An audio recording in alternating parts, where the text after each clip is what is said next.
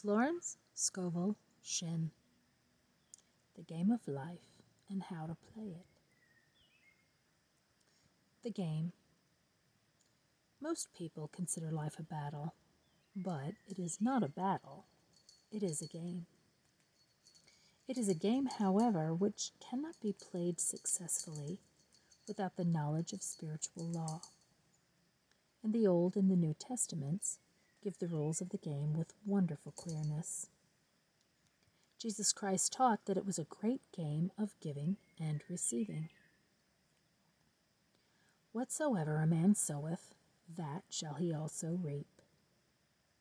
This means that whatever man sends out in word or deed will return to him.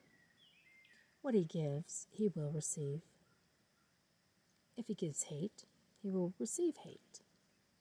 If he gives love, he will receive love. If he gives criticism, he will receive criticism.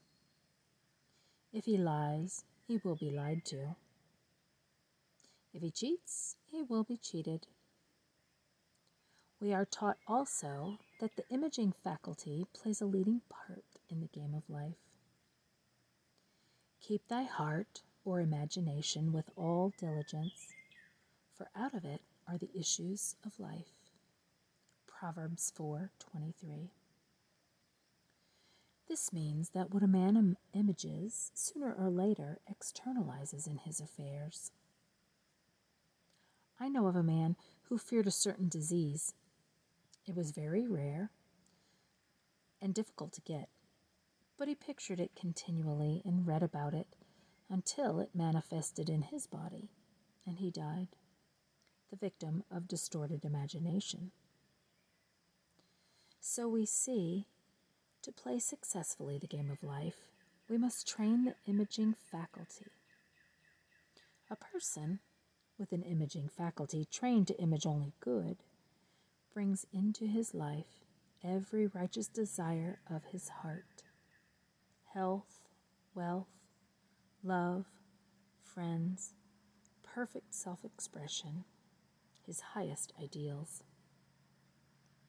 The imagination has been called the scissors of the mind, and it is ever cutting, day by day, the pictures man sees there, and sooner or later he meets his own creations in his outer world. To train the imagination successfully, man must understand the workings of his mind. The Greeks said, "Know thyself." There are three departments of the mind: the subconscious, conscious, and superconscious.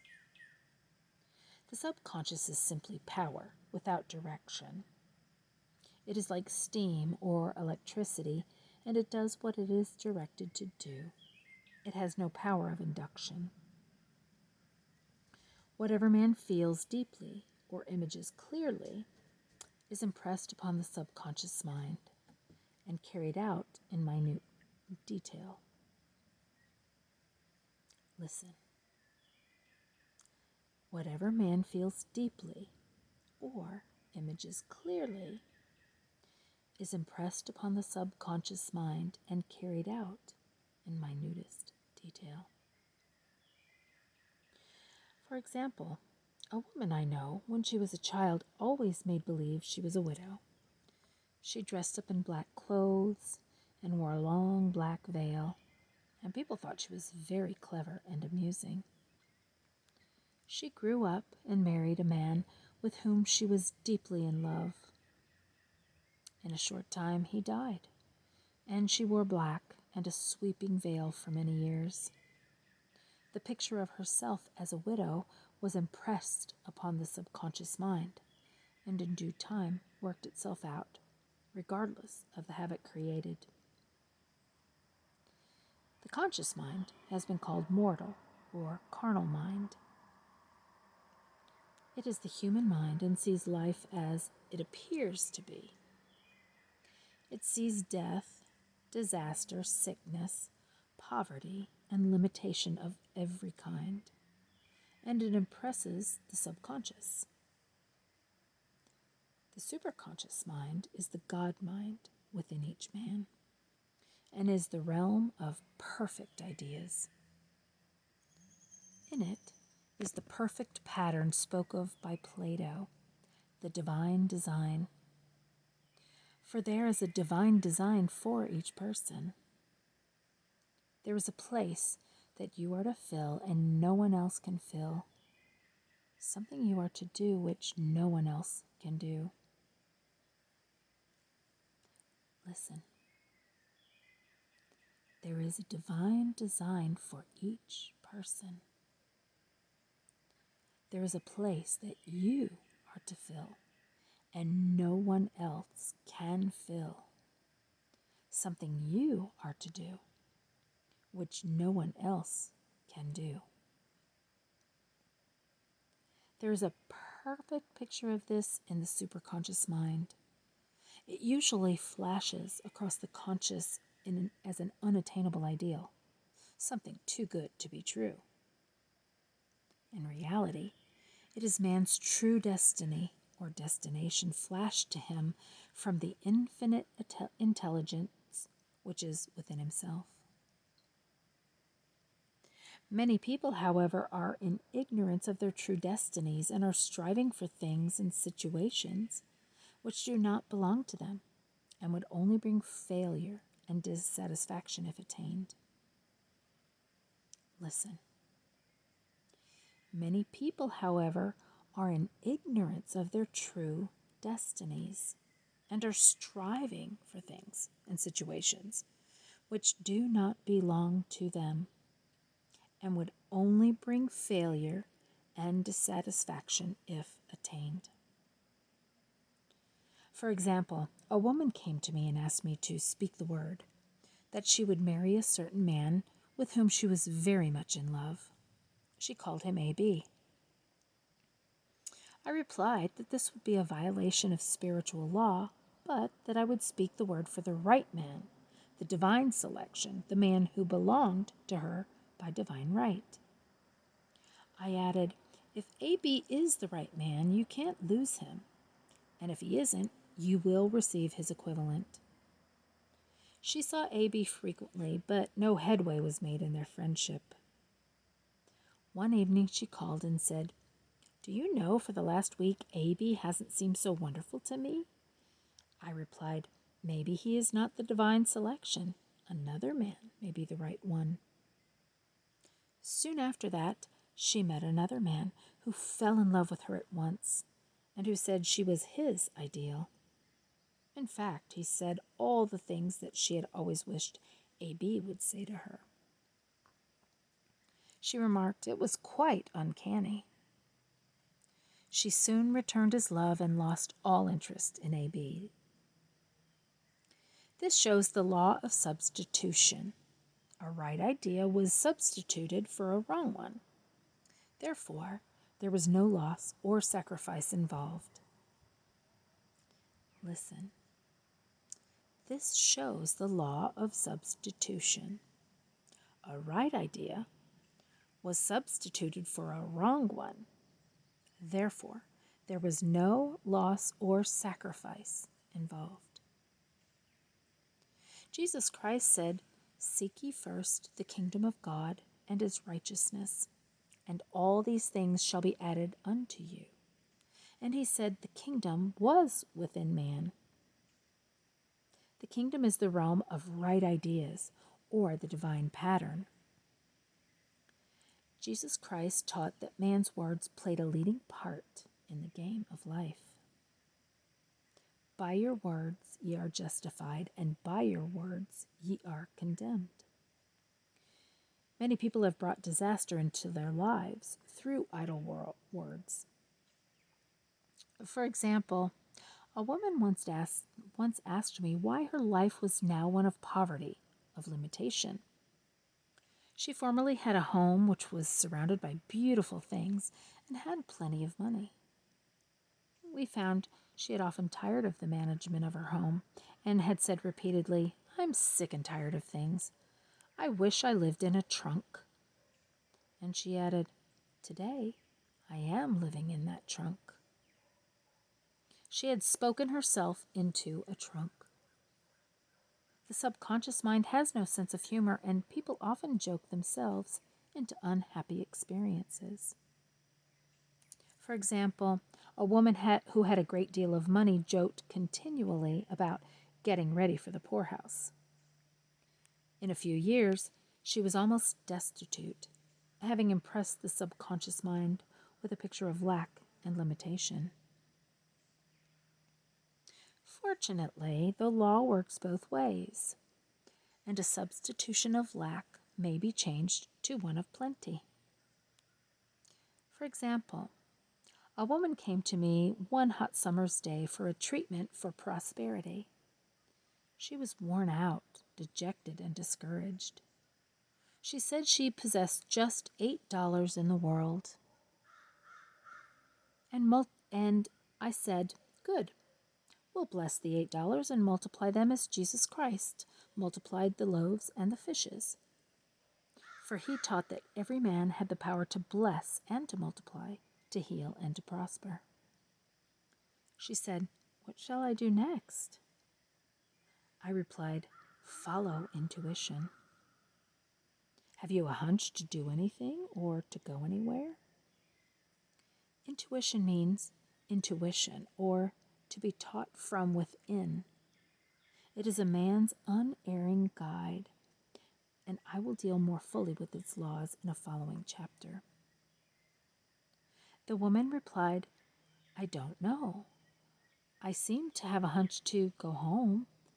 I've just enough money for car fare." Her home was in a distant city and was one of lack and limitation, and the reasoning mind or intellect would have said, "Stay in New York and get work and make some money." I replied, "Then go home. Never violate a hunch." I spoke the following words for her: "Infinite Spirit, open the way for great abundance for blank." She is an irresistible magnet for all that belongs to her by divine right. I told her to repeat it continually also. She left for home immediately. In calling on a woman one day, she linked up with an old friend of her family. Through this friend, she received thousands of dollars in a most miraculous way. She has often said to me, "Tell people about the woman who came to you with $8 and a hunch." There is always plenty on man's pathway, but it can only be brought into manifestation through desire, faith, or the spoken word. Jesus Christ brought out clearly that man must make the first move. Listen, man must make the first move. Ask, and it shall be given to you. Seek, and ye shall find. Knock, and it shall be opened unto you. Matthew 7:7. In the scriptures we read, "Concerning the works of my hands, command ye me." Infinite intelligence, God, is ever ready to carry out man's smallest or greatest demands. Every desire, uttered or unexpressed, is a demand. We are often startled by having a wish suddenly fulfilled. Listen. Every desire, uttered or unexpressed, is a demand. We are often startled by having a wish suddenly fulfilled. One example, one Easter, having seen many beautiful rose trees in the florist's windows, I wished I would receive one, and for an instant saw it mentally being carried to the door. Easter came, and with it a beautiful rose tree. I thanked my friend for the following day and told her it was just what I wanted. She replied, "I didn't send you a rose tree. I sent you lilies." The man had mixed the order and sent me a rose tree simply because I had started the law in action, and I had to have a rose tree. Nothing stands between man and his highest ideals and every desire of his heart but doubt and fear. When a man can wish without worrying, every desire will be instantly fulfilled. Listen. Nothing stands between man and his highest ideals and every desire of his heart but doubt and fear.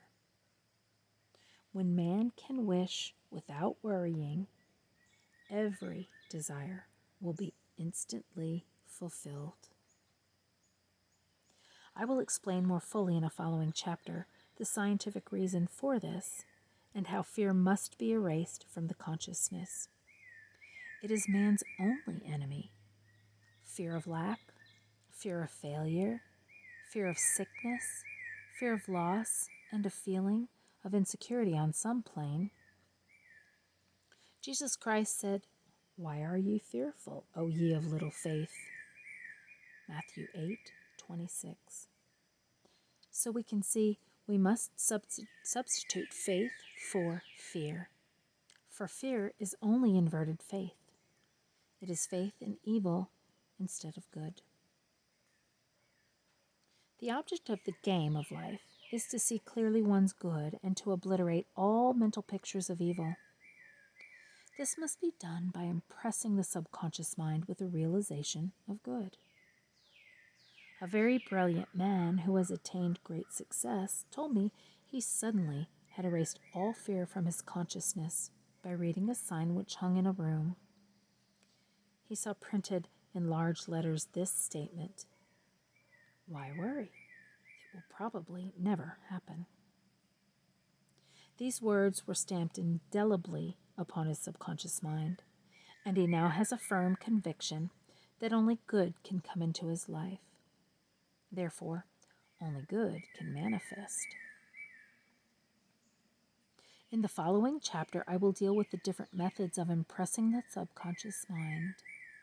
It is man's faithful servant, but one must be careful to give it the right orders. Man has ever a silent listener at his side, his subconscious mind. Every thought, every word is impressed upon it and carried out like in amazing detail. It is like a singer making a record on the sensitive disc of the phonographic plate. Every note and tone of the singer's voice is registered. If he coughs or hesitates, it is registered also. So let us break all the old bad records in the subconscious mind, the records of our lives which we do not wish to keep, and make new, beautiful ones. Listen. Every thought, every word is impressed upon the subconscious mind and is carried out in amazing detail. It is like a singer making a record on the sensitive disc of the phonographic plate. Every note and tone of the singer's voice is registered. If he coughs or hesitates, it is registered also. So let us break all the old bad records in the subconscious mind, the records of our lives which we do not wish to keep, and make new, beautiful ones. Speak these words out loud with power and conviction. I now smash and demolish by my spoken word every untrue record in my subconscious mind. They shall return to the dust heap of their native nothingness, for they came from my own vain imaginings. I now make my perfect records through the Christ within, the records of health, wealth, love, and perfect self-expression. This is the square of life, the game completed. In the following chapters, I will show how man can change his conditions by changing his words. Any man who does not know the power of the word is behind the times. Death and life are in the power of the tongue. Proverbs 18:21.